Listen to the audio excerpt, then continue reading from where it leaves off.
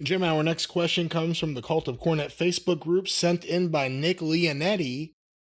When did fans start bringing signs to wrestling shows? Well, I like his brevity.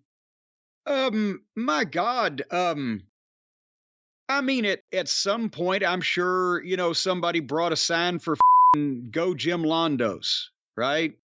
Or Strangler Lewis, he's my man.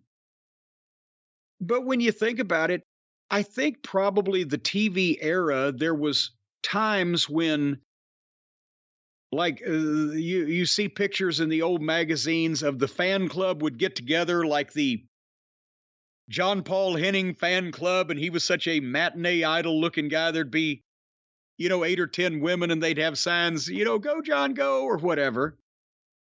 And I remember when I first started going to the matches, people didn't bring signs, but they had pennants that they would sell for the top baby faces, whether it be Jerry Jarrett or Jackie Fargo.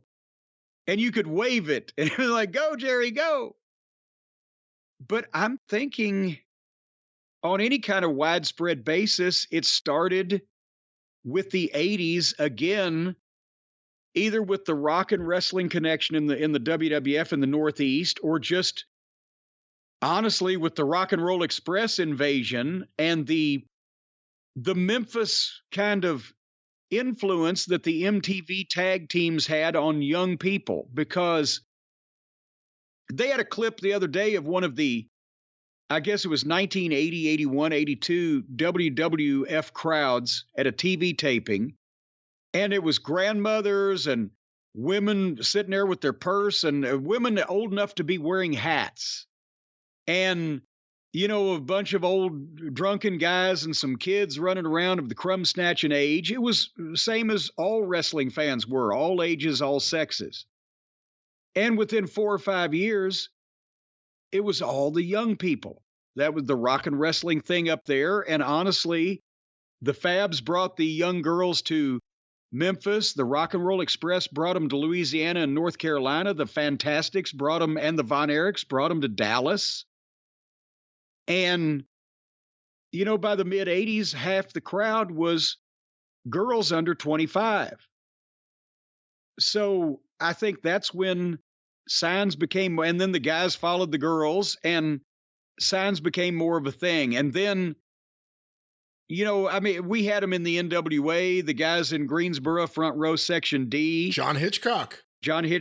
And they would, you would see signs in, obviously, for Cindy or Wendy or, Hulk or whatever in the WWF. And then by the time the Attitude Era came up and it became a thing to show your sign on TV, well, then once people saw that on television, it fed on itself. Oh, that's the thing we do. When we go to wrestling, we take a sign. And that held up as long as the talent was sign worthy. Austin, Rock, Taker, Foley, on and on and on. And then when all that was, when the hot shotting was over and Austin's neck was bad and Rock had gone to Hollywood and they made everything PG and there's no girls flashing their tits in the arena anymore, then people kind of cooled off on the signs.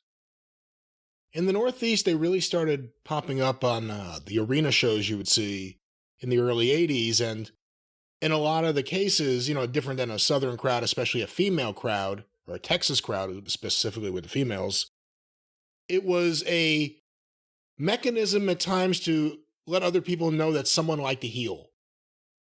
Yes. There were a lot of signs for, not a lot of signs. Again, there weren't a lot of signs in general.